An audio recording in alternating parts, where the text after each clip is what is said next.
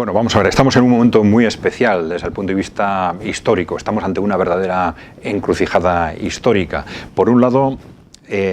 hay razones para plantearse la necesidad de un cambio de modelo, teniendo en cuenta el agotamiento del modelo en el que nos encontramos por distintas razones. Desde un punto de vista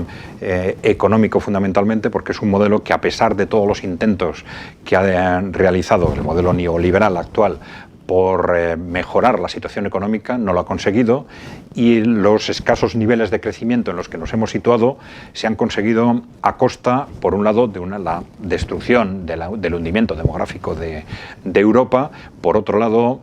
a costa de una sobreutilización de mano de obra, en principio de mano de obra barata, fundamentalmente de la mano de obra femenina, y por otro lado de un creciente sobreendeudamiento, de un creciente apalancamiento del crecimiento en base a más deuda y más deuda y más deuda, que ha llegado claramente a una situación insostenible, ¿no? Pero por otro lado,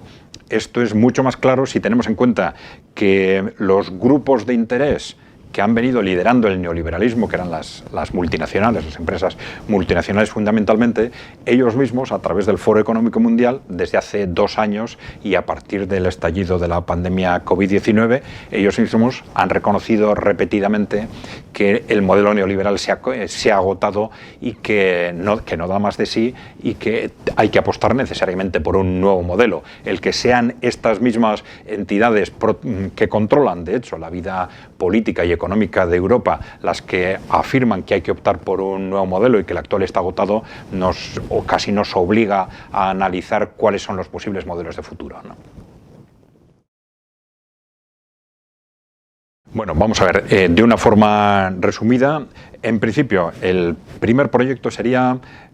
simplemente el mantenimiento del modelo neoliberal. Es decir, todavía hay grupos muy importantes todavía en el ámbito político que defienden, en la práctica están defendiendo el mantenimiento del modelo neoliberal actual. Otros, de una forma más o menos intuitiva, están defendiendo el mantenimiento del modelo anterior al neoliberalismo, o la vuelta a lo que fue aquel modelo de posguerra de capitalismo social. Ese sería el segundo modelo. El tercero sería el modelo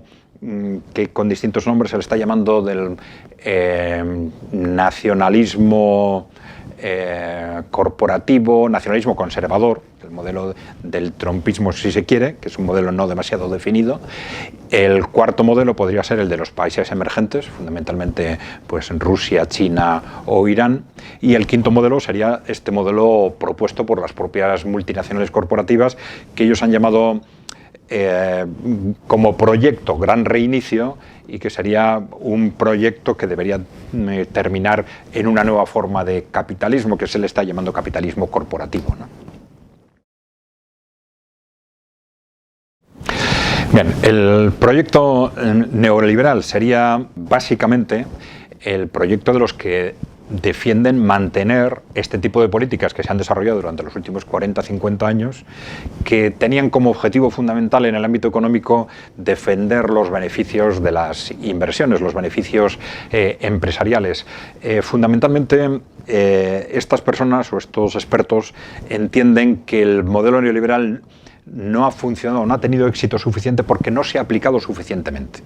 A pesar de que lleva 40 o 50 años implantándose, esto se ha hecho de forma progresiva, y los que defienden este modelo todavía piensan que hay que continuar desgastando lo que queda del estado del bienestar, reduciendo el poder de los sindicatos, reduciendo el gasto social, reduciendo los impuestos, etc. Fundamentalmente serían mantener las bases fundamentales, las bases fundamentales de lo que han sido el propio modelo neoliberal durante los últimos años. Bien, los que defienden la vuelta al capitalismo social, pues básicamente están planteando en un primer momento, bueno, vamos a ver si el neoliberalismo no ha funcionado a pesar de todas las medidas restrictivas que se han tomado durante estos 40-50 años, de los recortes de derechos sociales, del debilitamiento de sindicatos, de los recortes salariales. Si no ha tenido éxito, si el crecimiento ha sido moderado de apenas un 1,5%, parece que lo lógico sería plantearse volver al modelo anterior, un modelo de posguerra, de capitalismo social, que en principio tuvo éxito, un gran éxito desde el punto de vista de equilibrio entre desarrollo económico y social, etc. Bien, el problema es que hay un consenso muy importante entre los economistas en general, un consenso casi creciente de que efectivamente aquel modelo fue un modelo de gran éxito, pero que se apoyó sobre unas circunstancias estructurales excepcionales, ¿no? Si vemos el desarrollo histórico del capitalismo en los últimos 200 años, nos damos cuenta de que efectivamente en el capitalismo social de la posguerra se creció a un ritmo anual del 4%, que es un crecimiento altísimo. Después en el neoliberalismo se ha crecido alrededor del 1,5%, pero vemos que en los modelos anteriores, en las épocas anteriores a la Segunda Guerra Mundial, el crecimiento también ha sido entre el 1 o el 2%, con lo cual realmente la excepción no ha sido el neoliberalismo, sino que la excepción ha sido ese periodo de posguerra. Y podría haber sido porque se han aplicado políticas correctas, y si fuese así, evidentemente lo que habría que hacer es intentar recuperar aquel modelo, pero hay un consenso muy amplio de que hubo circunstancias estructurales excepcionales. ¿Cuáles son esas circunstancias? Pues una de ellas, las dos guerras mundiales, en las que esto es un mecanismo muy conocido por los economistas, como consecuencia de la propia destrucción de sectores importantes del mercado. El conjunto del mercado se mantiene para las empresas que permanecen, que han sobrevivido a las guerras, y esto supone una posibilidad de que durante un periodo de 10 o de 20 años en este caso, pues se consigan beneficios muy importantes y haya tasas de inversión altísimas, ¿no? Esto es una forma de lo que se ha llamado a veces, y se está llamando todavía, destrucción creativa, ¿no? Y otra teoría relaciona el crecimiento de la posguerra con la segunda revolución industrial, que se inició a fines del siglo XIX con las nuevas fuentes energéticas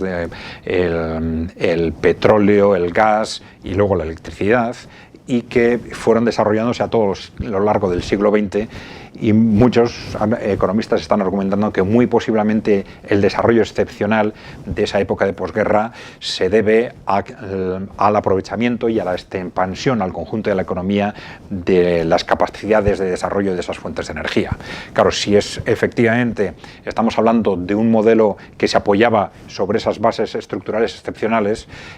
aquello probablemente hizo muy fácil, a la vez que las empresas tuvieran grandes beneficios y que se desarrollara el estado del bienestar, pero claro, serían bases estructurales difícilmente repetibles cara al futuro, ¿no?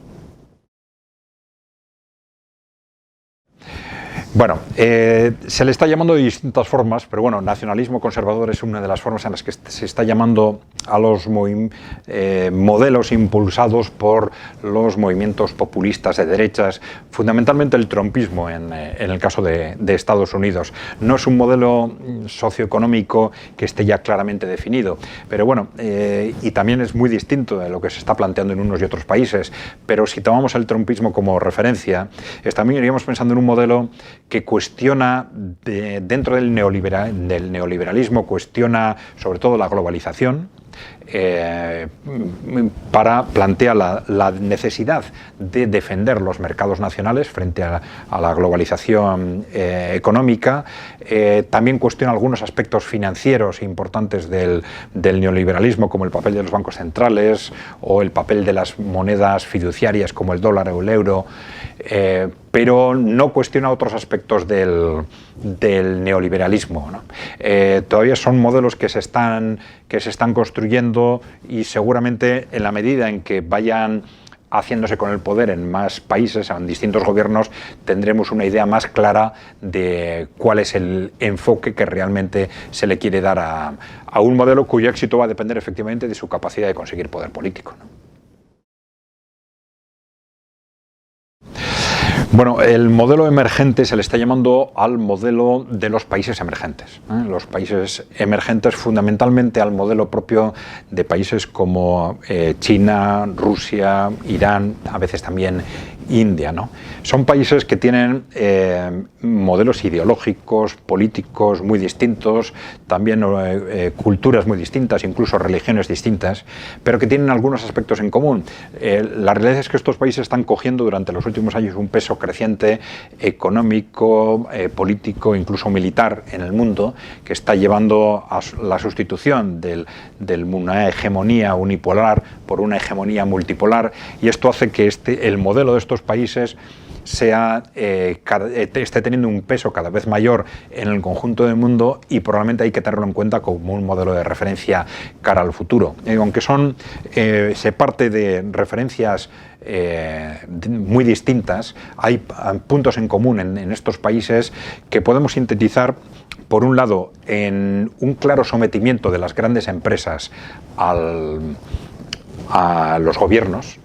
Ellos dicen que mientras en Occidente los gobiernos están de hecho sometidos a las grandes corporaciones, en sus países las grandes empresas están sometidas a los intereses generales, dicen ellos, a través de los gobiernos. Y por otro lado, a pesar de que estos países como China o Rusia tienen precedentes de economías socialistas muy centralizadas, en la época de Mao o de la Unión Soviética, superaron esas situaciones, ahora tienen economías mixtas, y esto es muy importante, sí han mantenido una cierta capacidad de analizar de forma objetiva qué sectores y qué empresas es mejor desde el punto de vista del interés general que se gestionen como empresas privadas y cuáles como empresas públicas, que eso es una capacidad que nosotros tuvimos de alguna forma en la posguerra y hemos perdido. Ahora se da por supuesto que todo hay que gestionarlo a través de empresas privadas, y son situaciones claramente excepcionales las que nos atrevemos a llevar al ámbito público. Ellos son bastante objetivos, bastante racionales a la hora de tomar esas decisiones, y ese puede ser un elemento muy importante cara al futuro. Con motivo del estallido de la pandemia COVID-19, apenas unos meses después, las grandes multinacionales, a través del Foro Económico Mundial, ponen en marcha el proyecto, que han llamado el proyecto Gran Reinicio. Ellos lo relacionan muy directamente con el estallido de la pandemia, pero a través de este proyecto, que luego se ha ido reafirmando por distintas multinacionales, organizaciones internacionales, bancos centrales, se reconoce de forma muy importante, primero, que dan por finiquitado, dan por el modelo neoliberal, que creen que ya no da más de sí, y que es necesario poner en marcha un nuevo modelo de desarrollo evidentemente definido de acuerdo con sus intereses. Ese nuevo modelo normalmente se le está llamando de capitalismo corporativo. Ellos a veces intentan venderlo como capitalismo inclusivo, etcétera, pero bueno, el capitalismo corporativo es el término que más se está extendiendo, aunque algunos también están hablando incluso de feudalismo corporativo, ¿no? Pero bueno, capitalismo corporativo, ¿por qué? Es un modelo definido de acuerdo con los intereses de las grandes corporaciones, entendiendo que si el neoliberalismo no ha funcionado, ahora necesitamos, por un lado, un salto adelante en el ámbito tecnológico, que ellos relacionan con la cuarta revolución industrial, que es la que ahora está en marcha, pero una cuarta revolución industrial en la que están dando por seguro que durante muchos años se va a generar un gran salto de productividad, pero que a la vez va a generar grandes masas de desempleados, que algunos incluso se atreven a darle cifras de un 60 a un 70%. Los defensores de este modelo están impulsando a la vez modelos de rentas de garantía para esos desempleados, pero que modelos que están sometidos a sospecha en la medida en que parece que bajo una apariencia, digamos, de bienestar social, en realidad lo que se está haciendo es de alguna forma facilitar la división de la sociedad en dos segmentos, uno de ellos que tendría, digamos, un trabajo más o menos estable, y otro muy importante, incluso mayoritario, que quedaría marginado social y económicamente. También están defendiendo los defensores de este modelo una serie de medidas para asegurar mercados para las grandes corporaciones, mercados que ahora por razones geopolíticas, por el peso de China y de Rusia, no pueden encontrar en el ámbito internacional, y por tanto los están buscando internamente, digamos, intentando hacerse con mercados de las pequeñas y medianas empresas, y esto lo estamos viendo como con mucha claridad en las políticas que se están desarrollando a partir del estallido de la pandemia COVID-19. Los defensores de este modelo están partiendo de que nos encontramos ante una situación crítica con respecto al modelo anterior, y esto va a hacer preciso, por un lado, destruir el modelo anterior, y una destrucción que implica unas medidas de reducción drástica de deuda que pueden ser socialmente inaceptables, ellos entienden, ¿no? Y esto seguramente va a necesitar a la vez una restricción radical de derechos civiles y libertades personales para evitar que estas medidas que se van a adoptar, o bien de restricciones de derechos sociales, restricciones salariales o por vía inflacionaria, etcétera, pues que provoquen un estallido social incontenible, ¿no? Bueno, vamos a ver qué es lo que sucede, pero bueno, en principio estamos hablando, ya digo, de un modelo que desde el punto de vista de los propios intereses corporativos pretende sustituir al modelo neoliberal actual.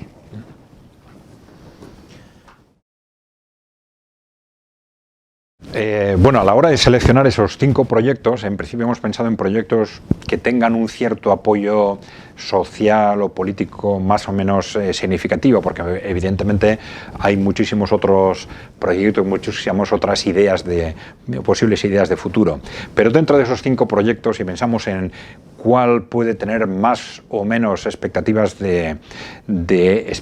éxito, tenemos que pensar en qué fuerzas políticas son las que los apoyan, porque al final son las fuerzas políticas y los gobiernos los que acaban llevando adelante unas u otros proyectos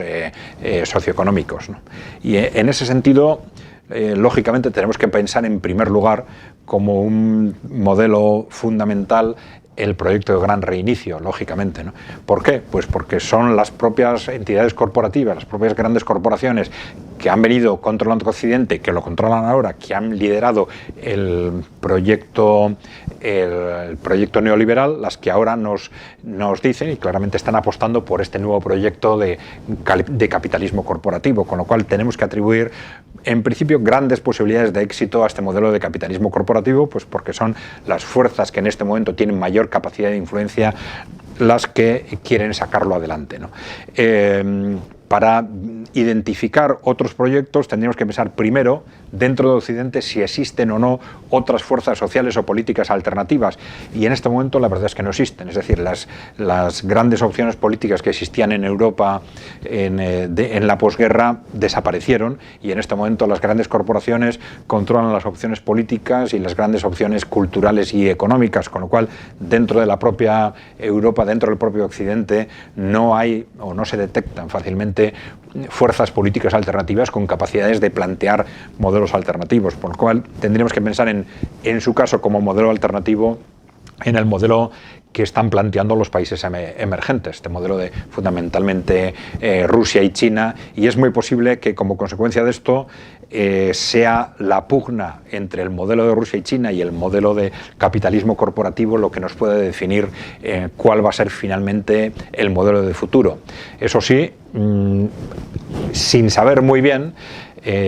digamos, existe una cierta oposición política por parte de ese nacionalismo conservador, trumpismo, que ahora está fuera del gobierno de Estados Unidos. Si consiguieran una recuperación política, quizás podrían plantear otro tipo de modelo alternativo, pero en principio tenemos que pensar que la gran pugna a nivel mundial se va a dar, y a nivel europeo también, entre ese proyecto de capitalismo corporativo y ese modelo emergente liderado en este momento por Rusia y por China.